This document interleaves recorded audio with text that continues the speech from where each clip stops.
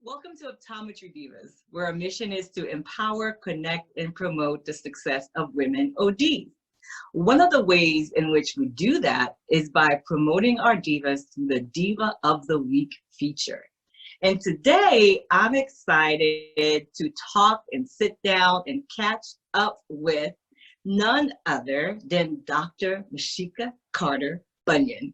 And I'm excited for her to come and tell you all the wonderful, amazing things that she's doing. And I get excited to hear when women are prospering and making a difference in their community. So I hope you will join me and sit down, get a cup of coffee or water or wine, and just kind of join us in the conversation. So help me welcome Dr. Mesheca. Thank you for coming. How are you today? Oh, thank you. I'm doing great. Thank you so much for having me. I'm so excited to be here. Yeah, me too. I mean, I've been following you. You do so many things. You work, you have your practice, you have you're an author, you're a speaker, you're the president of the society of, or I guess is it the state or the society where you are? The State Board of Optometry. The State Board of Optometry. So you really are making a difference. So what I'd like to know is, tell me a little bit about your background. Where does this all get started? Tell me a little bit about it. Okay. So I was born in Richmond, Virginia, a couple of hours south from where I live now in the DC metro area. I was raised by a single mom who also became the first African-American female police captain in the state of Virginia. So that's pretty interesting fact about myself. I actually was a very, very nearsighted little girl. I still am, because I have never qualified to get LASIK surgery. So I ended up having to go to a pediatric optometrist from a very young age, several times a year. Aside from that, I was always really good in school, middle school, high school. I ended up earning a full scholarship to my HBCU alma mater, Morgan State University. And it was there where I made the decision to become an optometrist. Tell us about your family now, your current family that you live with right now, your husband, children. So my current family consists of Dr. Lamont Bunyon, who is also an optometrist. We actually met our fourth year as externs. I actually went to one school, PCO, Pennsylvania College of Optometry, and Lamont he graduated from the New England College of Optometry. So we met on a rotation. We met in September of 1998, and we ended up getting married in 2003, and we had our first son, Micah, 2004, who's now 16, and then we had our second son in 2007, Madden, who is 13. So you've been practicing for a while, and you're practicing in different type of settings. Tell us what kind of optometry settings or different type of settings that you worked at. Well, I have worked in a lot of different settings. I've, of course, private practice, commercial settings. I've worked for an HMO. I was the director of a LASIK center. Well, actually, I worked at a couple of different LASIK centers. And now I work with actually, this is not the first ophthalmology office. I've worked at a couple of different ophthalmology clinics as well. But, I think that's the beauty of optometry. It just offers so much flexibility. There have been some instances, even after my children, where Lamont and I made the decision that sometimes I wouldn't work. So, I've had the opportunity to be home with my kids a little longer and to work part-time. So, optometry has been a great profession for me. Yeah. And I'm glad you said that because, 90% of the women who join Optometry Diva say that their biggest challenge is finding balance in their life. So being a mom, being a doctor and a spouse, and having worked in all these different settings, how are you managing that in your life?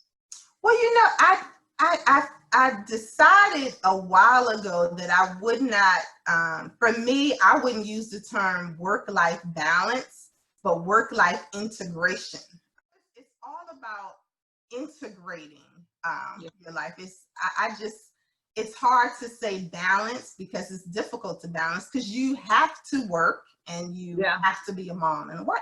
So you need to just find ways to integrate all of those things together. I love that word, integrate, because then it gives you options, right? Yes. And you have the choice of what you want to do. I think sometimes a lot of women feel like they have to do certain things where they don't have much of a choice as to whether they do it or not.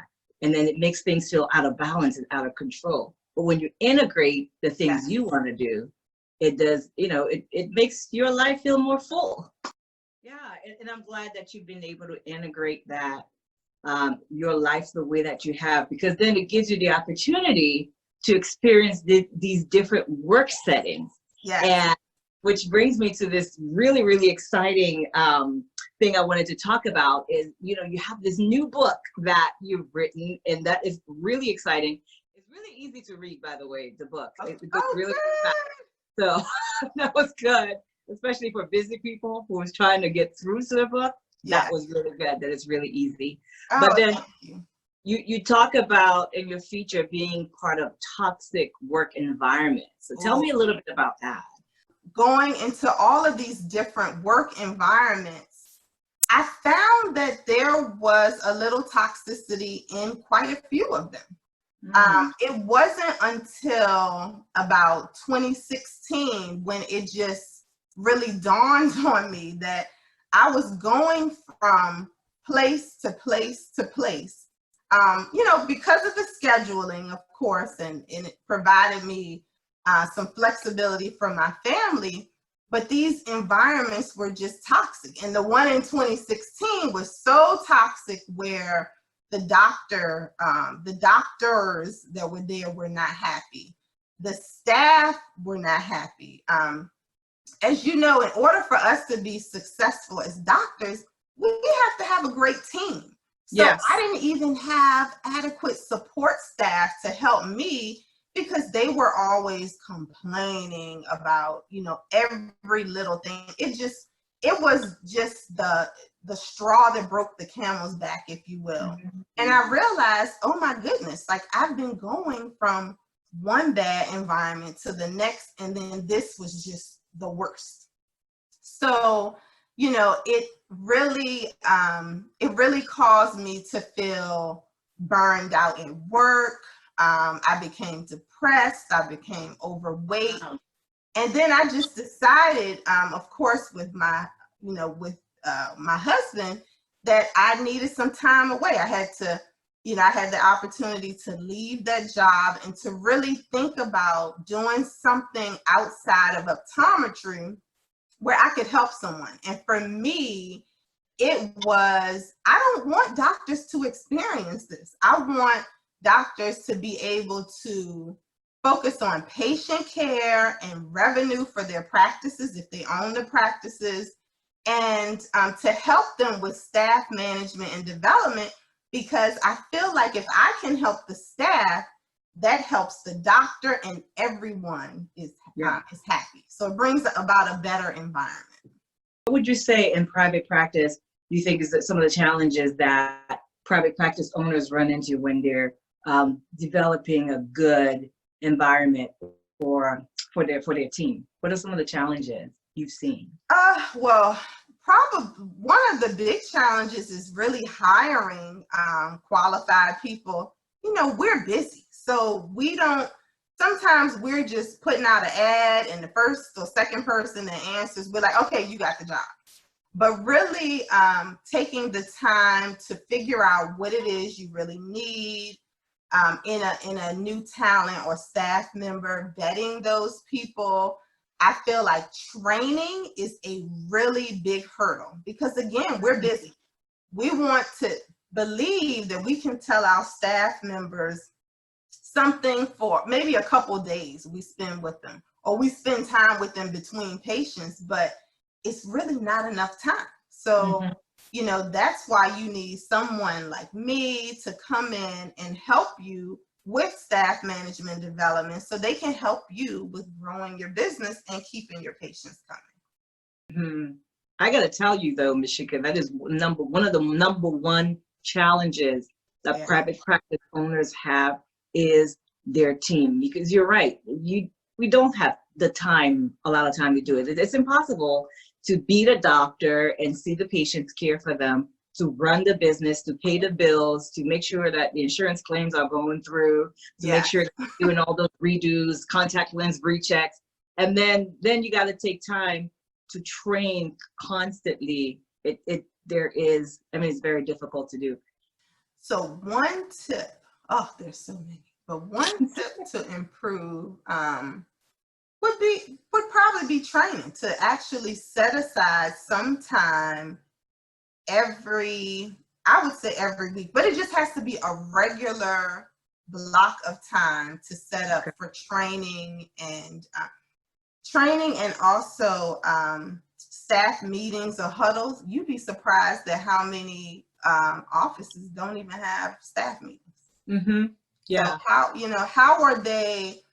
how can you blame your staff or talk to them, chastise them about not doing certain things when you're not even allowing a space to for you to talk to them and for them to voice things to you as well. You know, they're people just like our patients are. We give our all to our patients. So why don't we give that same respect and time to our staff? I mean, they're making us money. They're an investment. Yes. Yeah, they're an investment. We have to invest more in them as well. Yeah, I love that. I think it's so important to have that consistent time, that this is our training time or staff care time, because we have patient care time. So maybe we could have like a staff care time, a team care time. I think that's so important. And if we want to hire you or at least consult with you, how do we contact you? What's the best way? The best way is probably by email. I do have a calendar link, but email is probably easier to remember. drmesheca@gmail.com, DRMESHECA. Excellent. Dr. Mesheca, thank you so much for coming today and for talking to us about you, your life, your experiences. I learned so much about you. We have a lot in common, really. Thank you. I'm excited about this book. I think it's going to help a lot of practices. And that's really why I wanted to just let people know about it, because it will help promote their practice, empower them, which is what Optometry Divas is all about. So I'm so glad that you got to spend. We got to spend. And also, if any of the viewers would like to get a copy of the book first before scheduling some type of consultation, you can go to www.fixmystaffbook.com. Okay, good. Fix My Staff Book. That's where you can get a copy of the book. Yes. Really quick and easy read. A lot of good tips on it that you can apply today. Well, thank you so much for coming. Welcome. And thank you all of you for watching. Dr. Mesheca's feature will be on optometrydivas.com. Just go and take a look at it and read the story. It is very powerful and very inspirational. And she's carrying on this torch that was started by her mom. So I'm so glad that she's our diva. Thank you. Week. Thank you. And thank you for all that you do as well. This is a great platform. So I am honored to be interviewed by you today. All right. Well, until next time, everyone, remember our motto: continue to empower, connect, and promote each other's success. Take care, everybody. Bye. Bye.